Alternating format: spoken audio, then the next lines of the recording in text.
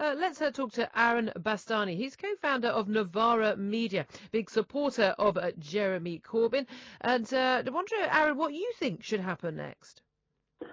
Well, yeah, what an interesting time, what an amazing week. We never obviously saw it coming with, events with both the Tories and the Labour Party. You didn't? I did. I've been giving speeches about this and predicting this all along. You should have put some money on leave, Julia. Well, maybe you did. Do you know what? I never bet on anything I really care about. It's too important. It's more important than money. But anyway, yeah, you didn't see it. The left didn't see this coming, right? Well, what I would say is we knew, obviously, Corbyn's been under attack every single day of the week, 247,365 since last September. We didn't think this would happen so quickly. My point I really want to impress is this. Right now, the membership, 400,000 people, overwhelmingly backs Jeremy Corbyn. Right now, the trade union leadership backs Jeremy Corbyn. They released a statement over the weekend saying they back him. These are the two variables that really matter. What shocks me is that so many politicians who had seemingly bright careers, Chris Bryant, Lisa Nandy, there's a good chance they've really ended their careers. Maybe when not, you say ended their possible. careers, do you mean they won't be promoted by Jeremy Corbyn again? Well, they know that. Or do you mean they're going to be deselected as Labour Party MPs? Or his successor. If there is a successor, it's going to be it would have to be a left-wing parliamentarian, because that's where the membership is at. Right now, I think Corbyn will lead Labour into 2020. So it certainly wouldn't be on a shadow cabinet until then. In regards to these elections, that's not for me to decide. That's not for any individual to decide. That's up to individual CLPs. Are they, constituency Labour parties, are they happy? Are they feeling represented by their MP? If not, they have the right to do something about it. Okay. And there's no question there are fears, but that's the interesting thing with a lot of these MPs is they're at the point where they say they know by moving against Jeremy Corbyn they will be facing a risk of deselection by their local parties, which they regard, their words not mine, left-wing infiltration, and they regard that as a risk worth taking, given that they think that they thought there was going to be an election in 2020 and that they would lose their seats in that election anyway, or now they face the possibility of an earlier election, possibly within 6 months, and they're thinking, well, hold on a minute, we're going to be annihilated anyway, so their only chance at this point is, the building's on fire, do they risk leaping 10 floors and hope to live? And that's what they're doing. Here's the thing though, so we have this, we've just been putting this to Jamie Reid, who's one of the MPs who'll vote against Jeremy Corbyn, as you probably just heard.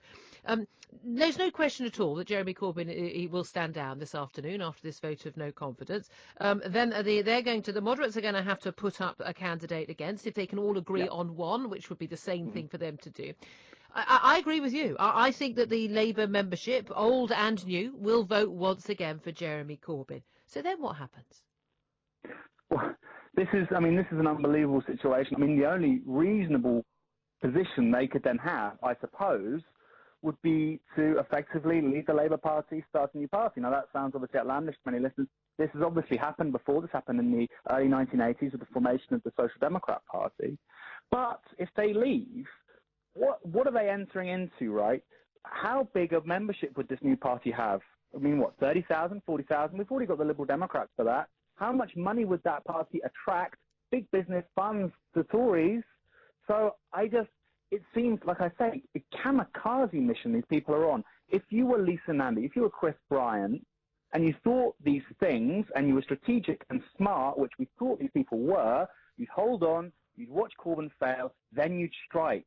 Well, hold on a minute. You say watch Corbyn fail. Their view is he's already proven he's going to fail. Look. How has he failed? No, I know there have been some by-election victories. I accept that. They're using the catalyst, and it is a catalyst. Kinnock lost 2 general elections. I mean, Neil Kinnock lost 2 general elections. His son now has the front after 9 months to say Jeremy Corbyn's unelectable. I mean, take it to a general election. I mean, look, we're going to have one in a couple of months. And in terms of how many seats they are going to lose, I don't think that they're actually looking to lose particularly many. From what it's worth, Ed Miliband got 9.6 million votes, right? By the way, that's more than Tony Blair in 2005.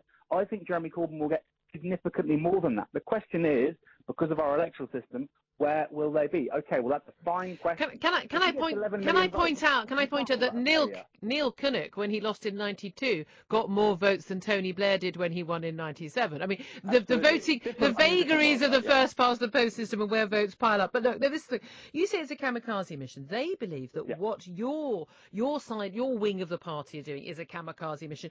The reality is, let's say this fails and there's another attempt to oust Jeremy Corbyn again. again. And again, they just keep doing it every 3 months, maybe. Who knows? Yeah. And Every 3 weeks. Eventually, you know perfectly well, if Jeremy Corbyn decides to give up on it, John McDonnell will be in there like a shot. In fact, John McDonnell wishes he were leader, and he's already, we know, behind the scenes working to undermine Jeremy Corbyn. He wants to be in the top job. It was a mistake for Jeremy to get elected, not him, is his view. But even if you do that, say there's a general election, say the Labour Party is annihilated in the north by UKIP, annihilated well, it's already annihilated in Scotland by the SNP, annihilated in the south by the Tories, even Lib Dem start winning back seats to them, applying Cymru in Wales. Even then, I can imagine you and I would be having a conversation the day after that election where you would say it was all a conspiracy by the right-wing press. It's not proof that he can't win. No. Look, Corbyn's politics are what they are. I knew from day one the media weren't going to like his politics. Suck it up and cope. Deal with it. I agree with you, but in regards to what's going to happen, look, Boris Johnson is likely going to be the Tory candidate at the next general election, okay?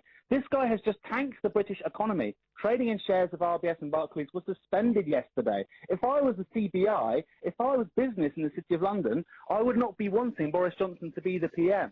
Who's the alternative? Jeremy Hunt. Jeremy Hunt this morning. Literally, Jeremy Hunt is the only person who thinks Jeremy Hunt might be the next leader of the Tory party. Theresa May. Theresa May. There's going to be a continuity Cameroon and Boris, okay? And I don't think one is ensconced within, one wanted Britain to remain in the EU. 70% of the Tory base wanted to leave, okay? So May's got a problem, and Boris is just taking the economy. So Boris has a problem. So yes, Labour, you could speculate they'd lose seats. I don't think they will. I think the Tories are actually pretty screwed right now. But even though, Aaron, that Boris, no matter what one thinks about him personally, Boris has proven himself as a vote winner. He's been a Tory mayor, twice elected in a Labour voting city. He helped win the Leave campaign. He is still on the polls the most popular Conservative in the country. Yes. Oh, he's massively popular with the membership. No. With ordinary voters. Ordinary voters. Look, Nigel Farage was on record yesterday saying we're about to enter a, quote, soft recession. So let's see if in 3 months' time the economy looks very different to what it does now, which, by the way, I think it will. That popularity can wane. But Aaron, if the choice is either Theresa May or Boris Johnson, whoever it ends up being, versus Jeremy Corbyn, who do you think the floating voters who decide every single general election, do you think they're going to go, well, the economy's not looking too good, I know what we'll do, let's have Prime Minister Corbyn? Do you honestly think that millions of floating voters are going to do that? Well, there's not millions. Well, because of our system, like you pointed out, millions of floating voters don't decide. I'm a floating voter. I'm one of them. Tens of thousands. I wish it was tens of thousands. In the last general election, 10 Tory Labour marginals, which the Tories won, and 10 of them, the Green vote was bigger than the difference. So if those Greens had voted Labour, there would not have been a Tory majority. That's how slim things are right now. That's the situation. Right. I don't think Corbyn will form a majority government. I don't think that. I wish he could. What I do think is he can stop, I certainly believe, in coalition with Plaid, the Greens, the SNP. Yes, they can stop a Tory majority. Okay. We're going to have to leave it there. I'm so sorry, against the clock there. Yeah, a coalition. But again, possibility of a Labour coalition with SNP was what actually put the Tories in power at the last election. Goodness me. Aaron Bastani, pleasure to talk to you. Coming up, we're going to talk to the editor of Labour Uncut. He says it's time for Corbyn to move on. Also